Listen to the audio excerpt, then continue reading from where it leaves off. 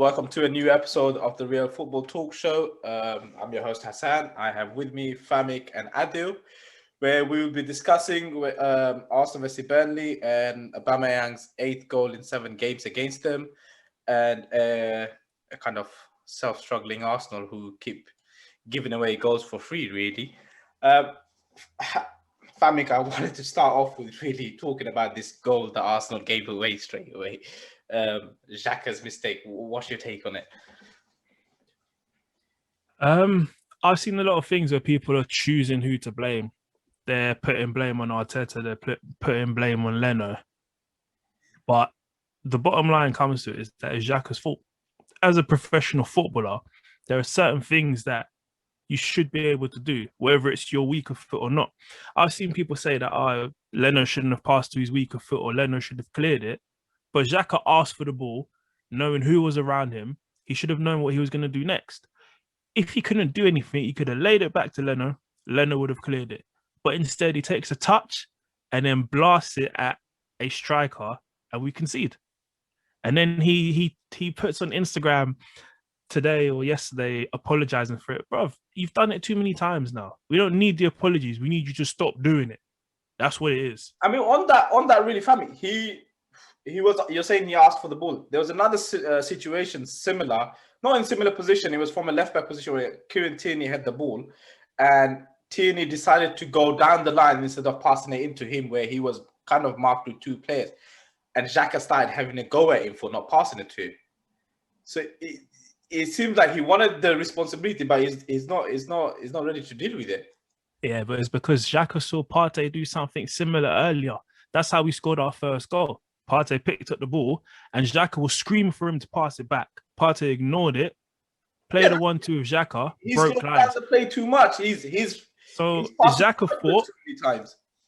thought he was Partey and could do the same thing. Unfortunately for Arsenal, he couldn't, and we conceded. Adi, what's your view on this? I think it's strange because the whole game when Arsenal were attacking, what they were doing was whenever they attacked down the left, Tierney would go and Xhaka would go to the left back position and Partey would stay in the middle. So the goal comes from Xhaka being on the left, Tierney's gone. That allows Willian to come in as a second 10 because Tierney has taken Willian's position. So it's really clever. Tactically, it's really clever. And then Partey takes the risk, does a quick 1-2, plays it into Willian into Uber, and it's a goal. Now, every single time from that side of the pitch, Xhaka went to the left. And what I noticed was when they attacked from the right-hand side of the pitch, what would happen? Xhaka would stay in the central, and what happened was the centre back. Who was it? Was it Holding? I can't remember fully. David Luiz. So David Luiz would go to the right side, right back position, and Chambers would push up, and then Saka would come into the 10. So slightly different. And Partey used to go into the central defense. He'd take up Luiz's position. So they. On each side, they done it slightly different. But the shape is still the same. 3 wing back attacking and the winger coming into the 10. So it's the same move, but depending on which player. So I noticed that straight away. The whole game they kept doing it. So I thought, okay, they don't trust Xhaka in the middle. That's why when it comes from their side, they shift him at left back. The one time he picks it up down the middle, what does he do? He dribbles it into the box and gives an assist. And so I don't know. It's clearly there's something there, because if you look at the game before that mistake, every time they're playing through the thirds, it was Xhaka was moving off to the left back position and Tierney's going. The one time that Partey doesn't cover for him in centre back position, and Partey slightly up the pitch, so they don't know. They haven't got any option of which side to attack. They just give it to Xhaka, and Xhaka just creates such a mess. And I just think I agree with Famik. I mean, how much can you blame Arteta for that? I mean, he's already created a system where you're protecting his lack of ability on the ball or under the press, and Famix referred to his press resistance ain't very good anyway. So how much can you protect a player? I mean, this is common sense. I mean, why start him last week against Leicester? Again, he got pressed, lost the ball. Leicester scored. It's because Arteta's a liar. Why doesn't Arteta play Ceballos or El Neni? I don't know. Arteta has, to be fair to Xhaka, he is the best at what he does in the Arsenal team. What's that? Carry on piling. In terms of long-range passing and certain switching plays, Xhaka is probably the best player on Arsenal who is doing that. So he does have a role in the team, which is what the issue is. You've got Partey who does the small things that Xhaka can't do, but then you've got Xhaka who is the best at doing what he does. What Arsenal really need is just an upgrade on Xhaka. Things like this just wouldn't happen. The issue is, it's all well and good saying, Xhaka's mistake cost us and blah, blah, blah, but Arsenal could have put the game to bed before they scored anyway. And that is my biggest issue. People blaming VAR, people blaming Arteta's substitutions or whatever, but Arteta actually put the team in the best situation to win. We missed 3-4 chances in the first half. We hit the post in the second half. We had Pepe missed the open goal because he didn't even touch the ball. Like, we could have won this game quite convincingly despite all these things that went against us. So it's the same old. Arsenal beating themselves, basically. Arsenal dropped the 2 points all by themselves. We've played Burnley twice. We've given them 2 goals. They've done nothing. And we're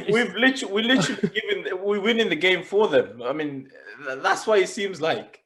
What I even found stranger though is Joe Cole at the end of the game said Burnley were the better team in the second half. What? And it surprised me because Joe Cole, I watched the game, Burnley didn't do anything.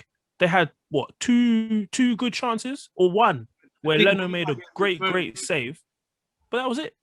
But I think he was referring to that in terms of second half. Burnley created, I think, 3 really clear chances. I'd say they created 1 really clear chance. The others weren't. That's the Wood one. Half chances. The Wood one.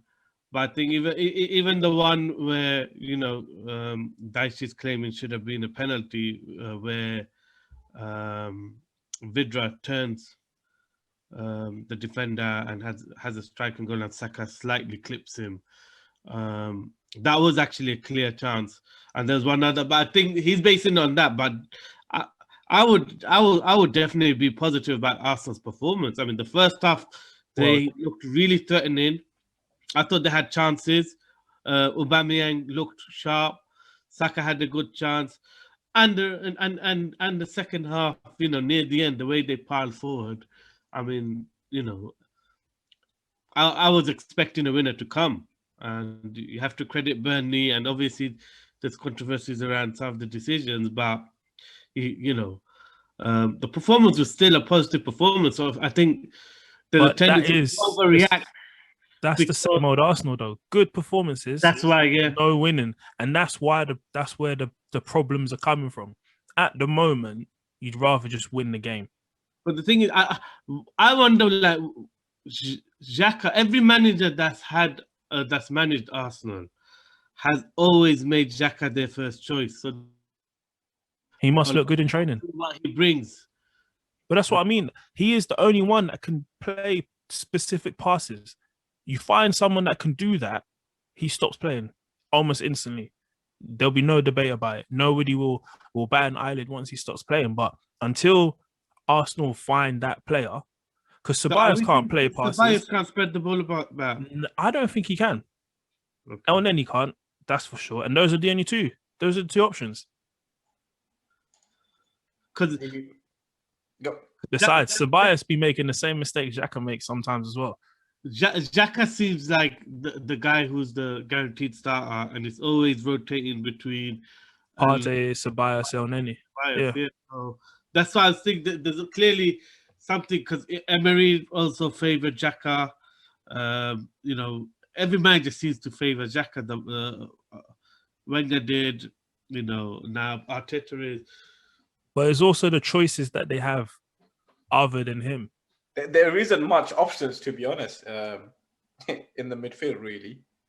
But I mean, I've seen Partey spray the ball around. I think Partey can do that bit. Yeah, but he's not so consistent with it. That's sometimes you watch Partey and he can break lines, but his long range passing isn't consistent. He isn't as good as Xhaka's would be. Yeah, I get what you're trying to say. He's decent. He's just not quality at it. That is Xhaka's best trait, is his long range passing. After that, he doesn't do anything. Well, maybe just put David Luiz in midfield then. On something you mentioned, Adil, the decisions that went against Arsenal yesterday. What did you make of the handball situation?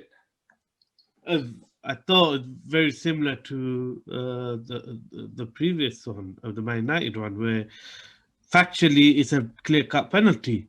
But it seems like I think Arsenal have been unfortunate. I think the ruling that came out the night before for next season, I think that played a part.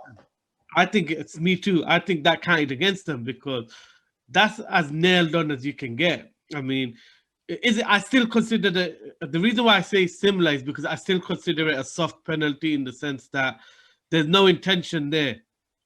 There's no intention on the play. I mean, he's driving forward, but his hands are in an unnatural position. If intent was an issue, there wouldn't be very many penalties. Yeah. So in that sense, that's the only reason why I say it's similar to the Man United one, but this one's more clear cut. I think everyone was surprised that wasn't given. I don't know. I've said it previously. I always feel a lot of that is down to the way Arsenal go on during. I mean, that game, the play acting they were doing. And I know it got highlighted on Match of the Day. The way Lacazette screamed, but actually it was so noticeable during the game. The amount of play acting, the amount of attitude they're giving to the ref, surrounding him over everything. I think even one of the commentators referenced it that there's no need to and I mean some of them are just standard decisions. The referee's actually given you the foul, but you're still trying to make a big case for a yellow card or this or that, and I just feel like they try to influence the ref too much, and then near the end of the game it backfires. I felt that for a long time with Arsenal when I've watched their game, that they push it to a point where the referees actually get fed up and then just stop giving them decisions because there's nothing more frustrating than you giving a decision to a team and they're still on your back. On that, I mean, the decision is kind of coming from VAR. So how does it really impact the on-field, whatever's going on? Well, because the on-field ref didn't give it in the first place. Yeah, I get that, but the VAR could overrule that. Yeah, but obviously, I think the VAR didn't overrule it mistake because of the new mandate that's come out. Why didn't they ask the referee to check it? That's all. They should. I think they wanted to avoid that situation where it happened with Man United, where the referee goes and it looks, because that created more controversy because obviously he did say to Harry Maguire, "Oh, I didn't want to create a controversy," and so then that came out to Luke Shaw, and obviously Maguire never backtracked because they didn't want to create a headline over it. But that's what's happened is the referee chose not to give the penalty after viewing it because he didn't want to create a controversy. So I think all these things counted against Arsenal because now they think it's better if VAR just doesn't even put the referee in that position because the referee doesn't want to make these type of soft decisions now. You'll see today or in one of the next weekend, definitely. The referee will go to the screen and he'll make a decision. And the question will come up again is, what is actually happening? My opinion has always been the same in VAR. The referee's on the pitch. He's made the decision. Make the referee on the pitch who makes the decision go and have another look. Yeah. If he decides it's a penalty, fine. If he decides it's not a penalty, fine.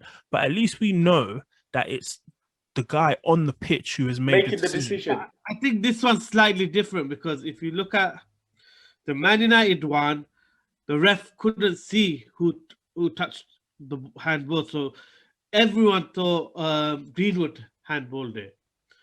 So that's why it was referred back, because he missed the Odoi handball. He couldn't see that. On this one, the referee saw it clearly and decided it's not a pen already, so he didn't have to go back and re-see it because he had already seen it clearly and decided it wasn't a pen. So I think that's where the difference is on the two. Okay, that's fair. That's a fair point. So then why didn't he go back to see the penalty that he gave? Why didn't the referee look at that one? No, because it was wrong. So VAR then said to him, clear cut. So that's a factual. So the first one wasn't factually wrong according to you. No, they didn't need to get the referee to look. Well, according to the VAR referee. To the referee. So referee saw it as a handball, but not a deliberate one that's warranted a penalty.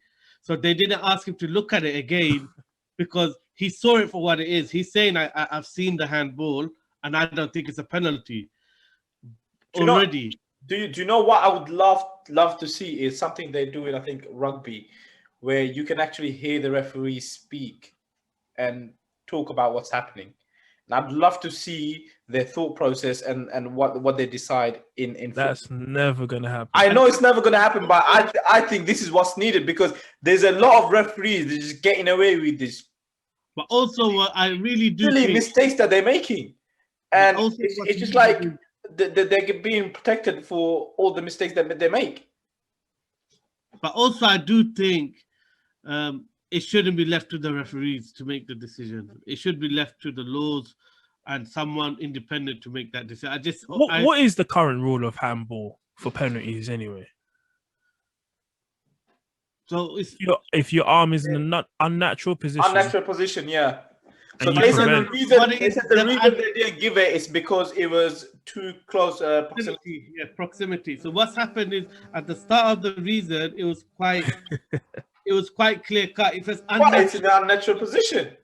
no, at the start of the season, if it was unnatural and touches your hand, then it's a pen. That's why we were getting the silly ones. Then what they did was they done a clarification on the rule and they added all these clauses and they basically said now it's going down to interpretation, which is depending on proximity, depending on movement of the player, blah blah blah blah blah. So they've added all these clauses now. So I mean, what they're really saying is next time if a player is dinking the ball over you or anything, just put your hand out because it's right next to you, so it won't be a penalty. But I don't think this is the thing. The reason why I maintain it's a soft pen, it would have been a soft pen still, is because his hand was in that position. He didn't put it out once he saw the I understand your point. I'm saying a defender could just literally go out like this. The ball was in the air. The ball was in the air. Pepe, tried volleying it around. It wasn't even a volley. You can't say it was a volley. The ball's in the air. It's not really a volley. You're right. But either way, he's trying to go around the player while the ball's in the air. So I just think it's not as simple as when the ball's on the floor and your hands is out. That's fair. That's fair. Okay. So what I would say to you, I agree. It should have been a pen. If you're looking for consistency of what's happened this year, I'd say to you, this is the third one I've seen that I thought was a clear penalty that's not been given. So, Cho against Man United, Kante against Liverpool, and this one against Arsenal. Out of the three, the Man United one was the one that was probably the least, in my opinion, the least likely to be a penalty. Kante's one should have been a penalty for sure, but his arm was bent towards his shoulder. This one, his arm was straight out. No bends in his arm. So I don't know how if even proximity to come into thing. If we factor in the law and the clauses, then actually the Callum Hudson-Odoi one is the most blatant one, because that one is the only one where speed of the ball and proximity doesn't even come into it. So his arm isn't in an unnatural position. I think it is. I mean, it's up. It's up in the, you know. with a bent arm. This is Yeah. unnatural. When you're running, you don't run like this. But So he was this, running. I mean, you got also this should be a penalty. he was stepping. This wouldn't be, but this would be. Yeah, but obviously with that one, the problem is the proximity. That's where I agree. I think all of them should have been pens just to keep some consistency. Yeah, but to be fair, like I said, Arsenal should have won the game before that anyway. So talking about it too much doesn't really make sense. However, what I will say is that this is what the 5th or 6th big thing that's gone against Arsenal. And as much as people will say there's no conspiracy, there probably isn't. But it's difficult to look otherwise when it keeps consistently happening to the same team. But that's why I always bring it back to, is it, and I ask the question, is it to do with the way the Arsenal players and Arsenal backroom team and the manager handles refs? I'm starting to think more and more it is because I know. I'll tell you what, it could be, but the reason why I say it could be, though I'm not sure, is that some of the decisions are like the David Luiz one. You won't send someone off because they are crowding you around. You just won't give them a decision. Does that make sense? Do you get what I mean? Yeah, I get what you mean. Some of them, like if you're not giving Arsenal penalties and free kicks in the match, I understand that. But VAR is checking these things and they're still not being given, which is strange because VAR is not supposed to be about emotion. You're not involved in the game. You're a separate entity from the current match. You shouldn't be feeling what the referee's feeling or the other officials are feeling. You're not involved in that. All you're here to deal with is what the facts are and what the facts aren't. But like I said, well, like you said, though, Arsenal played well. They played well. They enjoyed a lot of possession. They created chances, which is good. They're just not clinical at the moment. And until they get clinical, they're going to be in the same position they're in now. Arsenal ain't finishing in the top 8. If they do, they'll be very lucky to surprising. do that. Yeah. I think a lot when it comes to momentum and luck and refereeing decisions, I think a lot of it is down to positivity. The better you're doing, the more luck you get. And the attacking team. But the problem with Arsenal is, even when they're missing the chances, if you look at the reaction of the whole backroom team of Arteta, everything is a hand on their head, shaking the head. It's like every miss is like unbelievable. They can't believe it. And I think that transmits onto the players because I just feel like every time I watch Arsenal, there's a negativity to their mindset. Not to their play, because the play yesterday was really positive, but the mindset, other than Xhaka, who normally has... I'll tell you what, I understand that mindset because there's times where you're playing really well. Arsenal haven't really played badly since January.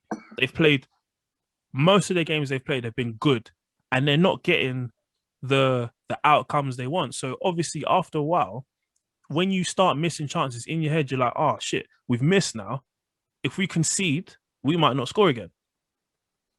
And that's why the negativity is coming. So once Arsenal start putting 3-4 past the team, you'll see these misses won't mean anything. It's like when you watch Cavani. Cavani misses 100 chances a game because he knows that he will score one of them. So he'll keep running. Whereas Arsenal at the moment are like, we've created 40 chances. We've scored once. We have players like Xhaka in our team who are going to give the opposition opportunities. So we actually need to score all our chances. So when we don't score, it's a big problem. And that is where it is. So until Arsenal become clinical, this mentality is going to be the same. I mean, you kind of alluded to it, the fact that there is a mistake in Arsenal. There's a chance they're going to give away. And it's pretty much certain. So my thing is, like, from a coach's standpoint, is why play with that risk then? Why play with so much risk if you know that, especially you want the up? For me, why play with this systematic approach where you're trying to get perfection in this playing out the system? Burnley actually in the first half weren't good. They were terrible. They were closing down without actually pressing and pressuring the player. That's why Partey was able to create that goal, because that example was how Burnley were playing, which is they close down until they get to a yard and then they let you do whatever you want anyway. So it becomes quite easy to play around because they're leaving the space, but they're not actually tackling you. Second half, it was different. They were actually tackling, and that's why it felt like both teams played better, even more better in the second half, but still Arsenal were the better team. But hold on, Adil, before you continue, I just want to say Sean Dyche is actually a dickhead. I don't know what's wrong with that guy. But yes, continue. I think he's smart. He knows how to just deflect the attention away. He does that loads, man. Like when the commentators were not the commentators, the interviewers were asking him about Xhaka's mistake, gifted the goal. He was like, "Oh yeah, because our pressing didn't help." Your pressing had nothing to do with it. I promise you. Xhaka's just a dickhead, and that's what he does. The pressing wasn't that significant in it. Like you can press Xhaka at a 50% jog, and the guy's under pressure, especially if the ball goes onto his right foot. It's ridiculous. How many times have you seen that centre-back partnership of Mari and Lewis on the right this season? This is the first time. Yeah, this is the first time. That was one of the first notes I made, was another partnership change. But don't get me wrong, I don't think the defense was that bad. So I feel like you take out Xhaka's goal, the one that he gave, and you look at the chances Burnley created. In 90 minutes, they created. I'll give you the 3 that you said earlier. The one clear-cut one and the 2 shots they had. That's 3 chances in 90 minutes is not good. It's what you'd expect. I think for Burnley's level and the team and where they're at, especially they're not on the greatest of form, they're drawing games or losing, they're not winning many. That is a lot. I don't think so. Clear-cut chances is a lot for a team. They weren't clear-cut. There was one clear-cut. The other 2 definitely were not. If you look at the other, like, I've watched other games Burnley playing, they don't even create that. Didn't they just beat Leicester? They might have done, yeah. And they created loads of chances in that game. Leicester, who are third in the league? So second. Yeah, are they second? Second, they won yesterday. Second. Yeah. Oh yeah. See, but so there you go. And Leicester have a better team than Arsenal. Balls into the box, but this was actually clear cut, like through good football. They create the chance to playing it around at high press and winning the ball. Press Xhaka off the pitch, take the ball off him, go forward. I mean, it seems like a clear scenario of the typical Arsenal day, really. Playing good, creating loads of chances, and then still giving away points. The funny thing is, you watch Arsenal play without Xhaka, and they look worse. It does. As dumb as it sounds, Xhaka's not good, but he is the best choice for Arsenal in centre midfield with Partey. And that's where the problem is. That's what needs to be rectified. And obviously, we won't be doing that until summer, hopefully. I doubt that. Then, I even doubt that if we'd be doing that, because... Let me ask a quick question. They should just sign me, man. Every week we talk about Pepe. That chance he missed. Which one? The one that he didn't touch the ball? Yeah, I mean, for me, that's like glaring. It's penalty sport. How can you... Fair point. But what I'd say to you is... we give so much time to Pepe and his ability and how great what I would say to you is, when he came on the pitch, did he contribute more than Willian did? Because Willian got an assist that shouldn't really be given to him, because all he did was pass the ball to Oba. But when Pepe came on the pitch, he had the shot that hit the bar. He created a couple of chances. Obviously, he missed that sitter. But like I said to you earlier, Cavani misses 3-4 a game. So Pepe missing 1 when he's come off the bench, I don't think is such a big issue. I'm talking about that chance was as easy as it gets. I mean, I'm talking about any classy player. It's funny because I said if Pepe started the game, if Pepe had played from the start up until that point, he scores that. I think so. It's a side foot, but even his whole technique, the way he tried smashing that, I was thinking, That's not even intelligent. That's not even intelligent what he tried doing. But Pepe is Pepe, and I'm not gonna lie, he is what he is. He is not That's the reason great. why I He's don't not understand poor. the hype. I really don't understand the hype around Pepe. That hype has Stuff died. like that hype died his first season. That's no longer Like here. last season. That hype is no longer there. Okay, then People just maybe I'm out of date. Sorry, they see him for what he is. I still hear a bit I don't think you see enough Arsenal groups to realize what really goes on. I still hear the hype around Pepe. That's why Well, it will always be there simply because of the fact that he's 72 million pound. Everyone will still label that. And he's better than Willian. And he's better than William. That's true. On that note, guys, thank you very much.